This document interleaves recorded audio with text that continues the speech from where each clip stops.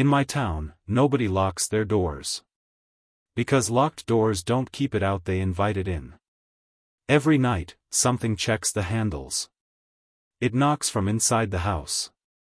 And if you answer, you don't disappear. It stays.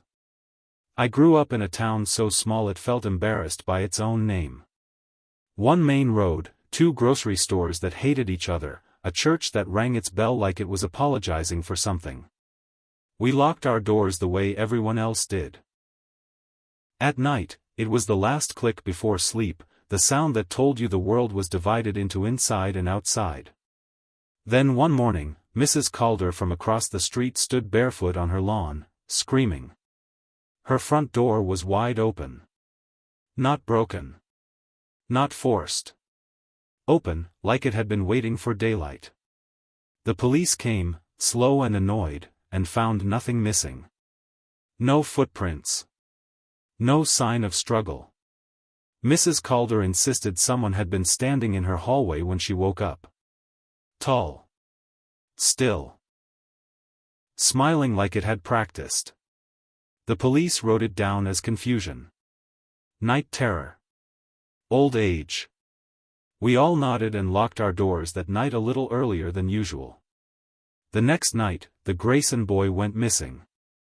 His parents said they heard him talking in his room after midnight, answering questions in a voice that was too calm for a child. When they opened the door, his window was closed, his toys were untouched, and the lock on the front door was turned the wrong way, as if someone unfamiliar with it had tried to be careful. By the end of that week, every locked door in town had been opened from the inside. Not broken. Not pried. Opened. People started waking up with muddy footprints leading from their bedrooms to their front doors. Some found handprints on mirrors, smeared as if whoever made them had leaned in close to study their own reflection. A few heard breathing beside their beds, slow and patient, stopping the moment they reached for the lamp.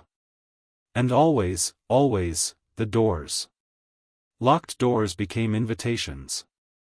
That was the pattern we were slow to admit. Houses with unlocked doors were left alone.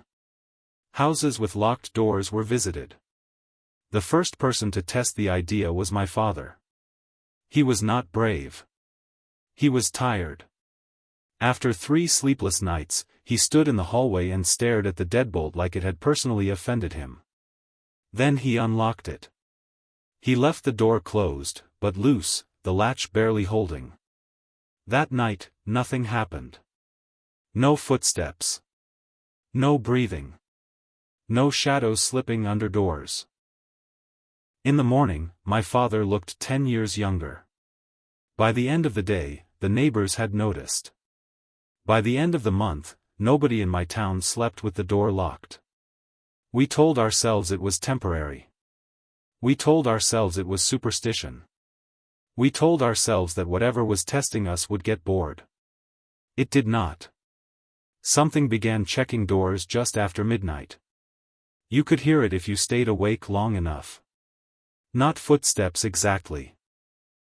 More like the careful shifting of weight, the sound of someone who does not want to be heard but wants you to know they are there. Doors that were unlocked would open a crack, just enough for the hallway light to spill into the dark, and then close again. Locked doors would open all the way. That was when the knocking started. Not loud. Not demanding. A soft, polite tapping from the inside of the house. Bedroom doors. Closet doors. Bathroom doors. 3 taps, always the same rhythm, like a question being asked again and again. We learned another rule quickly. Never answer the knock. The man down the road who did answer said he thought it was his wife. He said the voice on the other side sounded like her, but flatter, stretched thin. When he opened the door, the hallway was empty, and the front door was standing wide open, swinging gently like it was laughing. He moved away a week later. His house burned down 2 days after that, from the inside. I was there the night the rules stopped being enough. I was awake, listening, counting my breaths. So I would not fall asleep and miss the sound. The door to my room was unlocked. The front door was unlocked. Every door in the house was unlocked, obedient, exposed. At a little past midnight, I heard it. Not checking the front door. Checking my bedroom door. The handle turned slowly, like whoever held it was savoring the motion. The door opened just enough for me to see the dark beyond, thicker than the rest of the room, pressing forward like it had weight. Something stood there, just out of sight, breathing softly, as if it had all the time in the world.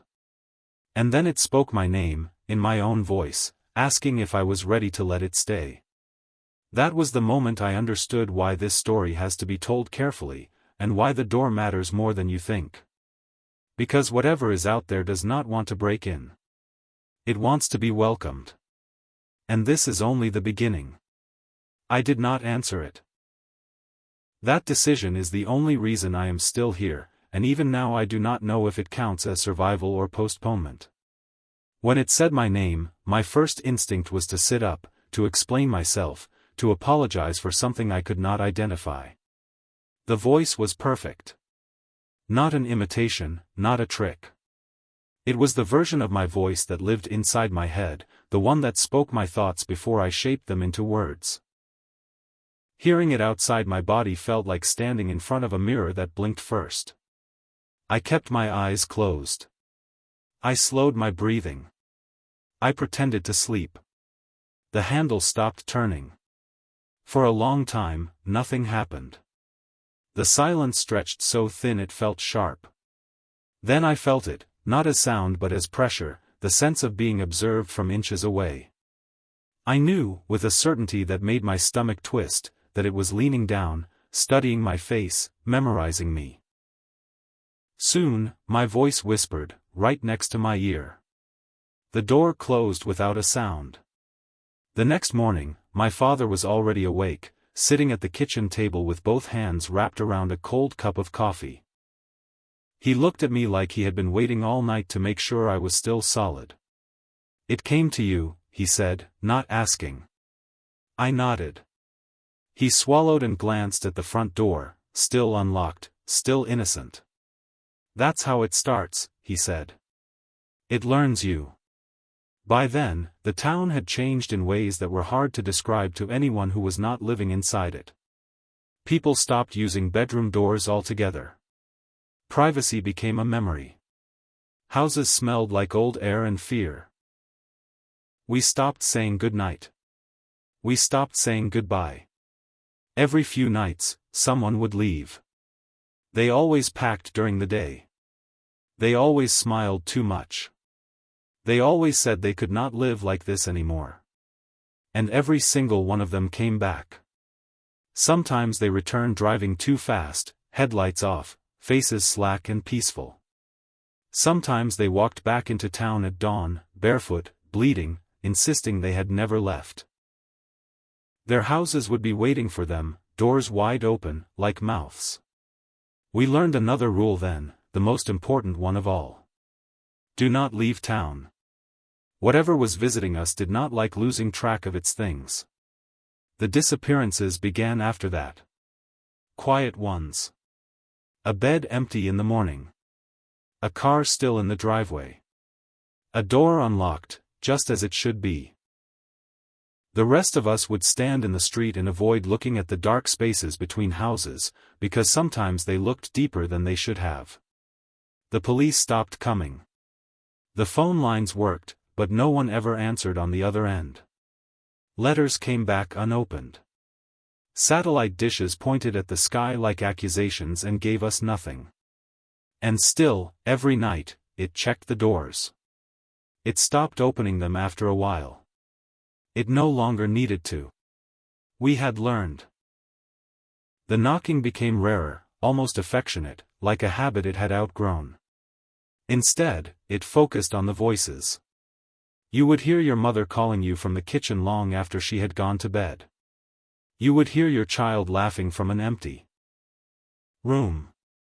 You would hear yourself, sometimes, having conversations you did not remember starting. The thing learned faster than we did. The night it finally came inside my room, the door did not move.